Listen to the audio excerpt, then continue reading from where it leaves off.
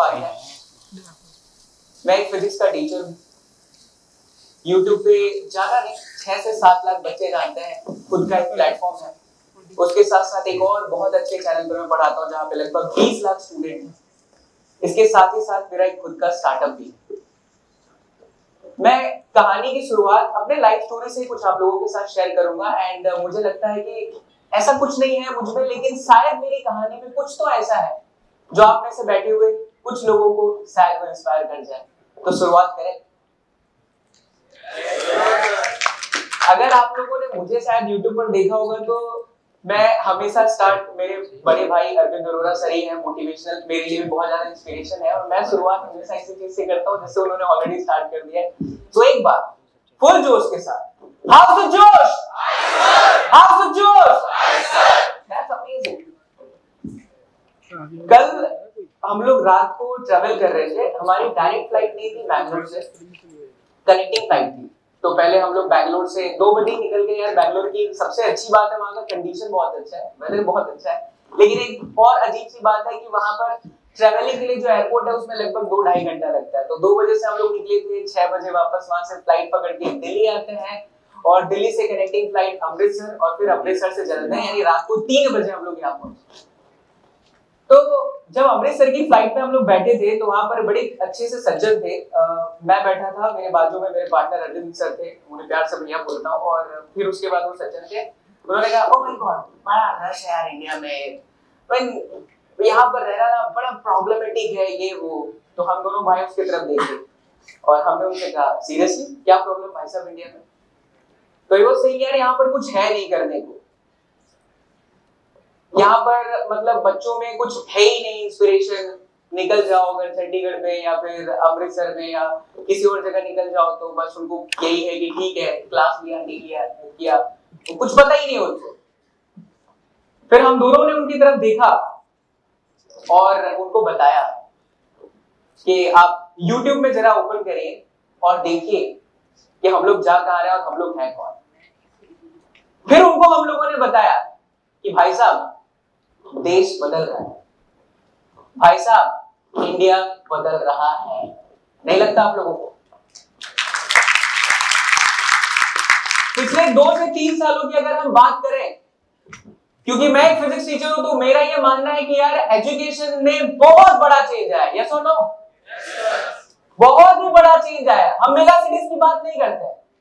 क्या आज भारत का वो छोटा सा गांव जहां पर ट्यूशन बहुत हाईली एजुकेशन बहुत ज्यादा पैसे दे करके नहीं है, लेकिन एक इंटरनेट की सुविधा होने के साथ क्या वो घर बैठ करके physics chemistry math zoology botany पढ़ पा रहा है? यस और नो?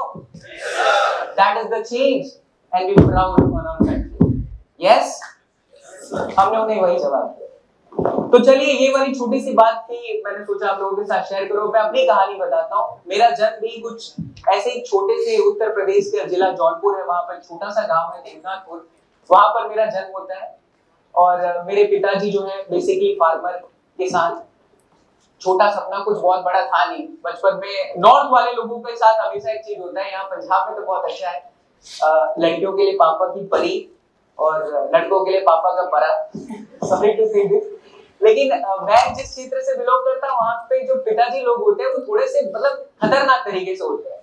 प्यार तो बहुत करते हैं लेकिन डांटते बहुत है, मारते बहुत है। तो मैं बड़ा जिद्दी था बचपन में, शरारती हुआ करता था, मुझे कुछ आता तो था नहीं। तो शुरुआत के 3-4 सालों तक गांव में ही बीता। उसके बाद मेरे पिताजी रोज शाम को आकर के मतलब दे देते थे, मार देते थे। फिर उनको लगा कि यार अगर ये ऐसे रहा तो कुछ कर तो पाएगा नहीं, तो मुझे शहर भेज दिए। सूरत शहर गुजरात का एक बड़ा प्यारा सा शहर है, डायमंड सिटी उसे कहते हैं, सूरत शहर। वहां पर मैं जाता हूँ, पढ़ाई की शुरुआत होती है। स्टार्टिंग में फर्स्ट स्टैंडर्ड से लेकर के 10th स्टैंडर्ड तक लाइफ में इतने सारे स्ट्रगल मैंने देखे। मैं वही चीज आप लोगों के साथ शेयर करना चाहता हूँ। यार लाइफ में झुकना नहीं होता है, रुकना नहीं होता है, डरना भी किसी चीज से नहीं होता है। बस आपको एक चीज की क्लैरिटी होगी कि कभी कभी वक्त को भी वक्त देना पड़ता है। When I was in 8th standard, मैं 8वीं क्लास में था, मेरे पिताजी की जॉब चली गई थी। और उस वक्त, आज के बहुत साल पहले की मैं बात बता रहा हूँ, लगभग मुझे याद आ रहा है 2005-2006 की बात है। पिताजी की सैलरी उतनी होती नहीं थी, हम लोग अफोर्ड नहीं कर पाते थे। तो 8वीं 9वीं और 10वीं मैंने इस तरीके से बिताया है कि मैं लोगों के घरों में जाकर के काम करता था, न्यूज़पेपर बेच लेता था, उससे जो पैसे आते थे मैं उससे अपने स्कूल की फीस अरेंज कर पाता था। 10वीं क्लास तक तो सब कुछ ठीक था, 10वीं में अच्छे खासे मार्क्स आ गए, लेकिन उस वक्त इंटरनेट नहीं था और ना ही तो कोई मेरी फैमिली उस लेवल पे बिलोंग कर रही थी कि कोई मुझे आकर के बता सके कि तुम्हें इस फील्ड में जाना है या ये करना है या मेडिकल लाइन में जाना है या इंजीनियरिंग करना है, कुछ पता नहीं था। कुछ पता था तो बस इतना ही पता था यार साइंस लेना है, क्योंकि तब स्ट्रीम ऐसे ही होते थे, साइंस लोगे ओ बहुत बड़ा, साइंस मतलब भौकाल बवंडर, कॉमर्स लोगे तो कुछ नहीं, अच्छा आर्ट्स लोगे तो कुछ नहीं, लेकिन यार कोई ये नहीं बताता था कि आपको अपने स्किल पे काम करना है। ये उस वक्त की बात है जब हमें पता ही नहीं होता था, साइंस ले तो लिए, आ तो गए फील्ड में, 10th क्लास के बाद साइंस के अंदर घुस गए और 11th स्टैंडर्ड में पास होने के पापे पड़ गए। अभी क्या ही बताओ, कहने को तो मैं फिजिक्स का टीचर हूं, इतने सारे बच्चे प्यार करते हैं, लेकिन मैं सच बताऊं तो मैं 11वीं कक्षा में फेल हो गया। और वो भी जानते हैं कि सब कोई बना सकता है, एग्जैक्ट मैं फिजिक्स में फेल हो गया। मुझे चश्मा था, पैसे नहीं थे चश्मे खरीदने के, तो बहुत पीछे बैठता था। तो हमारी एक मैडम हुआ करती थी फिजिक्स की, और यार कभी कभी ऐसा हो जाता है, सारे टीचर वैसे नहीं होते, बट वो टीचर का काम होता था खाली आकर के सिलेबस खत्म करो, समझ में आए या नहीं आए भाड़ में जाए। वो आकर के वैसे पैराबोला का कर्व बना देती थी और वो ऐसे bx हॉरिजॉन्टल पर ऐसे चलता रहता, कुछ समझ में नहीं आता था भाई क्या चल क्या रहा है, और मुझे खड़ा भी कर देती थी, सचिन तुम खड़े हो जाओ बताओ ये क्या है, तो मैं ऐसे देखता था, समझ में नहीं आया भाई, फेल होगा ही ना बंदा।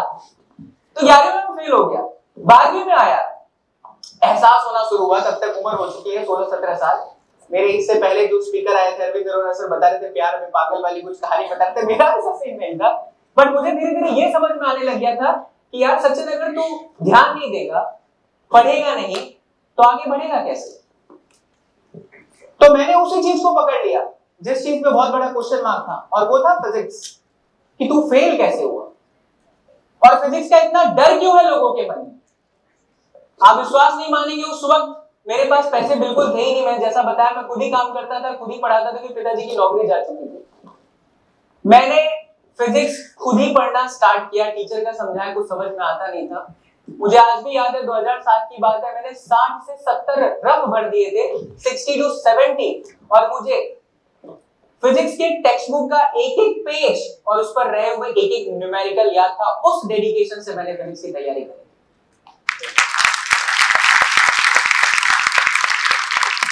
एंड मेरी फिजिक्स में बहुत जबरदस्त मार्क्स आए, 12th पास आउट किया, बाकी सब्जेक्ट में इतने अच्छे नहीं थे, सब बेकार थे, लेकिन फिजिक्स में बहुत अच्छे।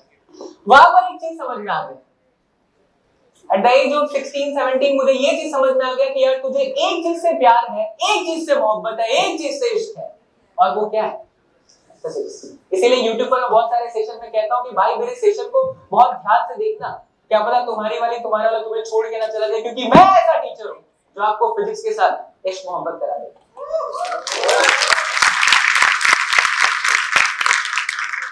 12th पास आउट किए, 12th पास आउट होने के बाद में और ज्यादा कुछ पता था ही नहीं, जैसा कि मैंने कहा कि उस टाइम इंटरनेट था नहीं और कोई इतनी बड़ी फैमिली से थी नहीं, तो आगे करना क्या है।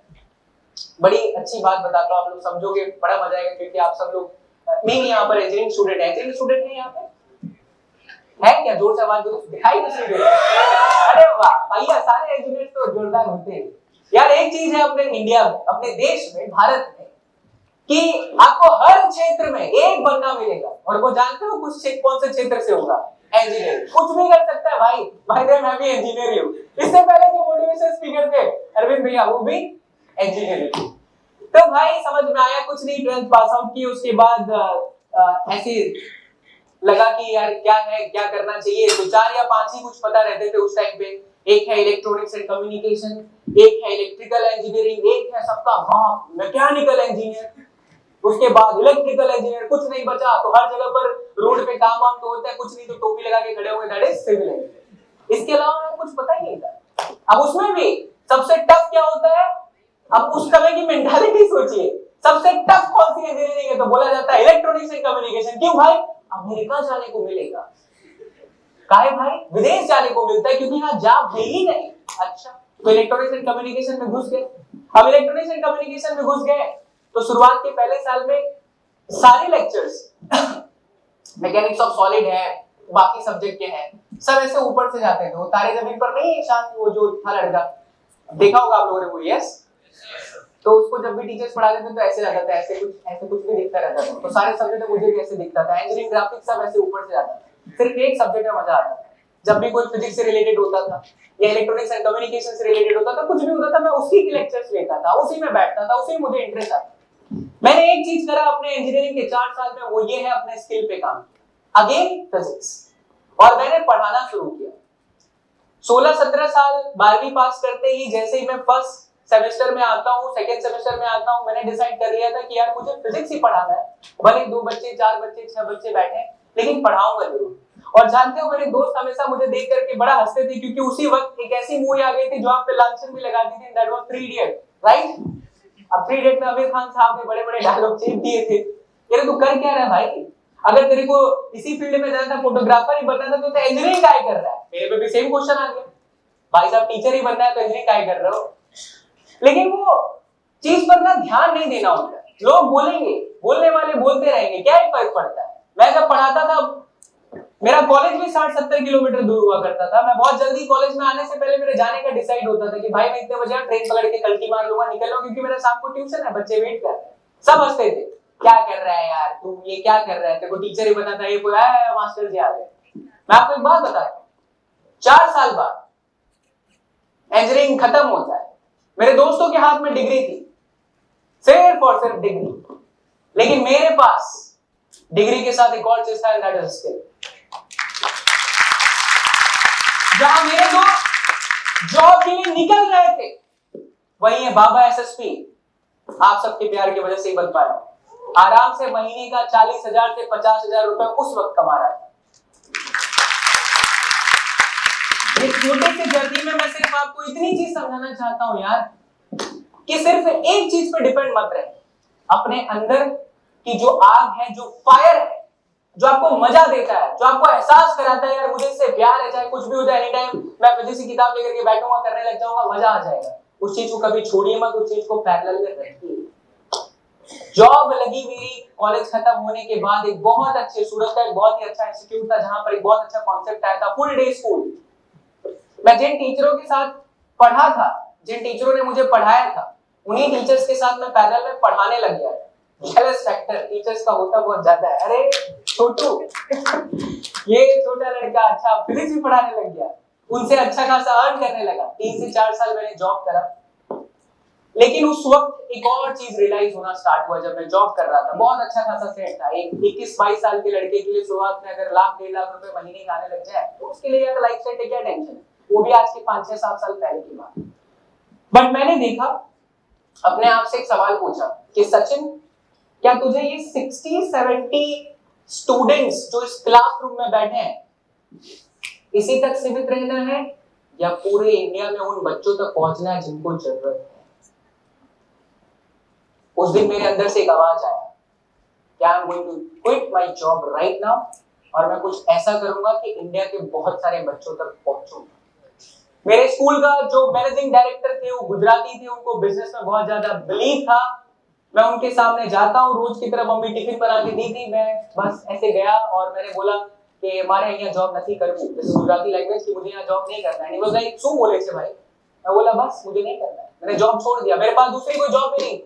और आपको मजे की बात बताता हूँ, मुझे ये भी नहीं पता था कि YouTube एक ऐसा माध्यम है जहां पर मैं पढ़ा करके उन तमाम बच्चों तक पहुंच सकता हूँ, तमाम जरूरत वाले बच्चों तक पहुंच सकता हूँ। बस सफर की शुरुआत वहीं से होती। एक लड़का जो बहुत प्यार करता था मुझसे, लड़की नहीं थी, लड़का ही, उसने बताया कि सर YouTube पे अगर आप वीडियोस डालोगे ना तो बहुत सारे बच्चे अभी भी इस स्कूल में ऐसे हैं जो आपके थ्रू ही पढ़ना चाहते हैं।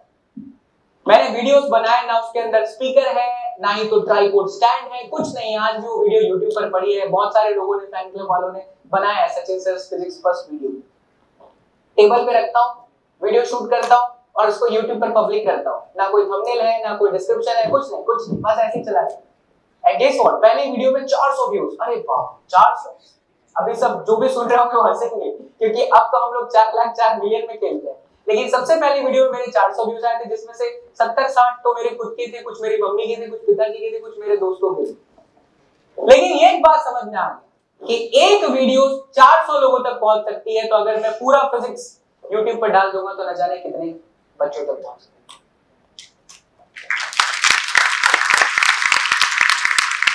क्या था, स्टार्ट कर दिया मैंने अपनी जर्नी, लेकिन पहला बहुत अच्छा 400 वीडियो के बाद में डिप आ गया, कुछ समझ में ही नहीं आ रहा था, कोई देखता ही नहीं था, सब पे 10 व्यूज, 15 व्यूज, 30, 40, 50 ऐसे। और उसी वक्त जिस वक्त मैं अपना YouTube पे करियर स्टार्ट करने का सोचा, समझना शुरू किया, जहां पे इतना कुछ समझ में आया नहीं, उसी वक्त मुझे एक बीमारी पकड़ ली थी, और वो है स्पाइन में ट्यूबरक्लोसिस। 3 महीने तक मुझे पता ही नहीं चला, बस मैं पेन किलर लेता था, खाता था, रात तक वीडियो बनाता था, दर्द करता था, सुबह उठता था, मम्मी देखती थी, रोती थी कि इसको हो क्या गया, चल ही नहीं पा रहा, बहुत ज्यादा पेन होता था, स्पाइन पूरा नर्व सिस्टम से कनेक्टेड होता है। 3-4 महीने के बाद उसी डॉक्टर ने बोला, यार सचिन तुम्हें कुछ सीरियस हो सकता है, इसलिए तुम एक बार सबसे पहले एक बहुत अच्छा टेस्ट है वो करा लीजिए। मैं वो टेस्ट कराता हूँ और मुझे निकलता है ट्यूबरक्लोसिस। डॉक्टर ने बोल दिया, अब तुम कुछ मत करो, 3 से 4 महीने बेड पे रहना, क्योंकि अगर तुम चलोगे गलती से कभी किसी स्टेयरकेस पे, सीढ़ी पे झटका लगेगा, ब्रेन हैमरेज होगा और आपकी मौत हो जाएगी। यहाँ पर 2 तरीके का एटीट्यूड आता है। पहला, डॉक्टर की सुनो बॉस, हेल्थ बहुत इंपॉर्टेंट है, सो जाओ, चिल मारो, बाद में कर लेंगे, ठीक हो जाएगा, तब उसके बाद 1 साल लगता है, टीबी ठीक हो जाएगी। और दूसरा अप्रोच, यही मौका है, अगर तुमने अपने डर को फेस कर लिया तो दुनिया में कभी भी किसी भी चीज के आगे तुम झुकोगे। मैंने उसी वक्त ठान लिया था कि चाहे कुछ भी हो जाए, इस टीवी को भी हराऊंगा और इस YouTube के सिस्टम को भी हराऊंगा। जहां 400 व्यूज आते हैं ना, 4 लाख व्यूज लेके आऊंगा। मेरे 6.5 मंथ मुझे आज भी याद है, मेरी सबसे पहली वीडियो वायरल हुई थी सेमीकंडक्टर की, और आज भी YouTube पे अगर आप सेमीकंडक्टर सर्च करेंगे तो सिर्फ मेरी वीडियो है। ये वही दौर है जिस वक्त मुझे टीवी था, और उस टीवी वाले फेस में ही, ट्यूबरक्लोसिस वाले फेस में ही मैंने मेरा YouTube करियर बिल्ड करा, और धीरे धीरे नाम होता चला गया, रुका नहीं। यहाँ पर एक चीज समझने की जरूरत है, जब आप कुछ करने जाओगे ना, तो ऊपर वाला जो बैठा है ना यार, वो आपकी परीक्षा लेगा, ये बात याद रखिएगा, आप चाहे किसी भी फील्ड में। जब आप कुछ भी लाइफ में ट्राई करोगे, कुछ बड़ा करने का सोचोगे, तो ऊपर वाला बैठा है, वो आपको तोड़ेगा, मरोड़ेगा, आपकी परीक्षा लेगा कि ये बंदा झुकता है क्या, टूटता है क्या। और अगर उसी वक्त आप उस परीक्षा के सामने खड़े रहे कि आजमा करके देखिए, मैं टूटूंगा नहीं, मैं झुकूंगा नहीं, मैं आगे बढ़ूंगा, तो ऊपर वाला वो आपको हर चीज देगा जो आप रियल में लाइफ में चाहते हैं। उसी के साथ मुझे बहुत अच्छे कंपनीज अप्रोच करने लग गए। एडटेक में हम नाम नहीं ले सकते, लेकिन काफी ज्यादा अच्छे कंपनीज में बहुत अच्छे खासे ऑफर के साथ मैंने काम किया। 2 साल 3 साल निकाला बहुत अच्छे चैनल के साथ, जहां पर 3 मिलियन सब्सक्राइबर है, खुद का चैनल है जहां पर लगभग 7 लाख सब्सक्राइबर है। बट इस जर्नी में भी मुझे बाबा एसएसपी एक और चीज समझ में आती है, वो ये कि हमारे देश के अंदर, हमारे भारत में अभी भी जो एक्चुअल में चाहिए, वो अभी भी एजुकेशन में कहीं ना कहीं मिसिंग है। और वो ये है कि हमें स्किल सिखाया ही नहीं जाता। क्या मैं गलत हूं? सभी जगह पर है, बहुत अच्छे कॉलेजेस है, मैं बात कर रहा हूं, मैं टियर 2 टियर 3 सिटीज की बात कर रहा हूं, क्योंकि मैं छोटे से गांव से बिलोंग करता हूं। सिर्फ ये बताया जाता है कि मार्क्स कैसे लाना, साइंस में तुम्हें इतने मार्क्स लाने हैं, मैथ्स में इतने मार्क्स लाने हैं, इसमें इतने मार्क्स लाने हैं, इतने परसेंटेज लाने। लेकिन यार कोई ये नहीं बताता कि ये कागज की रद्दी है, ये आपका फ्यूचर डिसाइड नहीं करने वाला बॉस। आपके पास अगर कुछ चाहिए तो वो स्किल। आज के टाइम में अगर किसी के पास स्किल है तो वो कुछ भी कर सकता है, वो लाइफ में कभी भूखा नहीं मरेगा, ना ही तो उसको कभी पैसों की कमी होगी, वो अपने स्किल से पैसा कमा सकता है। So apart from this physics वाला system, apart from this YouTube, मैंने और मेरे पार्टनर ने, जो भी खुद अभी थोड़ी देर पहले अरविंद अरोड़ा सर बोल करके गए, हमने एक प्लान बनाया, एक स्ट्रेटजी बनाई कि क्यों नहीं हमारे देश को एक ऐसा सुंदर सा एप्लीकेशन दिया जाए जहां पर वो बैठ करके आराम से घर पर स्किल सीखे। और वहां से शुरुआत होती है मेरी एक और जर्नी की, दैट इज एंटरप्रेन्योर। दोस्तों सिर्फ 2 महीने हुए हैं, लगभग 2 से ढाई महीने हुए हैं, और आज जिस स्किल बेस्ड कंपनी की मैं बात कर रहा हूं उसकी वैल्यूएशन 20 CR।